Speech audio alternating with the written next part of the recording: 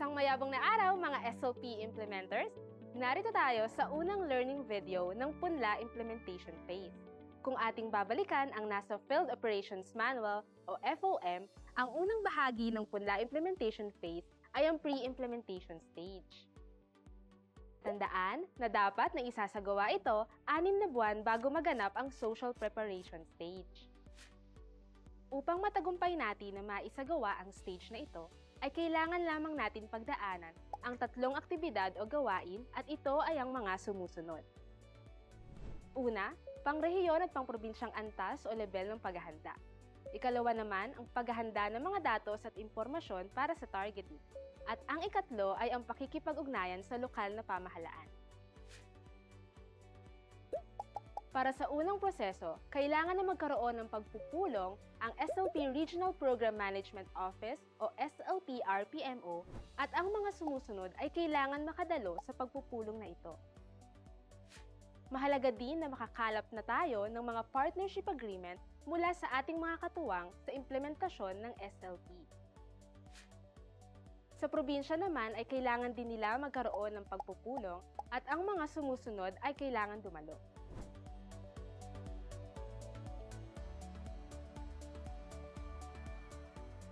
Mahalaga din na magkaroon ng oryentasyon tayo sa ating mga lokal na pamahalaan patungkol sa SLP. Tandaan na ang lahat ng mga kagamitan gaya ng presentation ay maaari ninyong makuha sa mga Capacity Building Project Development Officers o CPDO. Ang ikalawang proseso naman ay nahahati sa ilang bahagi. Una na nga rito ay ang paghahanda ng Regional, Provincial at City o Municipal Livelihood Assets and Market Map o kilala din na RPCM lang. Tandaan na ang proseso na ito ay nagsisimula mula sa regional level pababa sa city o municipal level. Sa oras na handa na ang RPCM lang, mahalaga din naman na masuri ang mga 4-piece household profile. Karaniwan na nagmumula ang listahan na ito sa SLP National Program Management Office o SLP NPMO.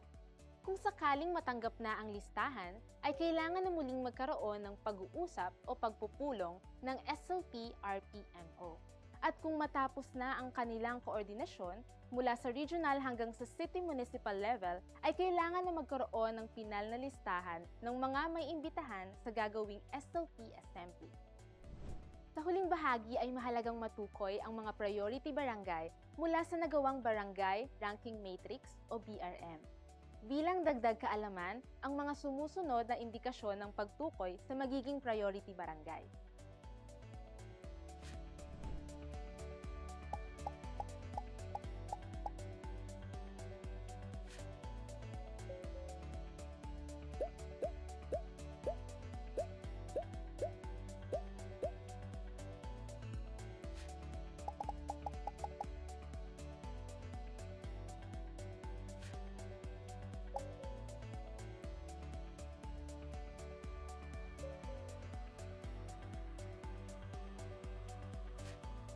Sa ikatlo at huling bahagi naman ng pre-implementation stage ay ang koordinasyon sa mga lokal na pamahalaan.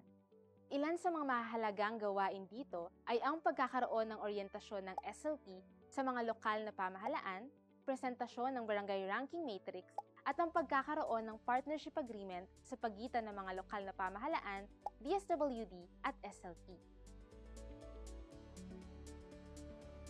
Higit sa lahat, isa din sa mahalagang bahagi ng pre-implementation stage ay ang pagsasagawa ng Community Economic Activities o CEA sa city o municipal level. Layunin ng proseso na ito na matukoy ang mga negosyong kumikita o yumayabong sa lugar ng mga program participant. Sa pamamagitan din ito, masisigurado ng programa na magiging kapaki-pakinabang ang kanilang mga hanap buhay na naitayo o sisimulan. At dyan nagtatapos ang unang bahagi ng ating talakayan. Sana ay may natutunan kayo at naunawaan ninyo ang ating mga gawain bilang SLP implementer. Para naman sa mga karagdagan at mas detalyadong proseso, hinihikayat namin kayong basahin ang FOM. Hanggang sa susunod na video, tatalakayin naman natin ang Part 1 ng Social Preparation Stage. Sulong kabuhayan, tungo sa pagyabong. Paalam!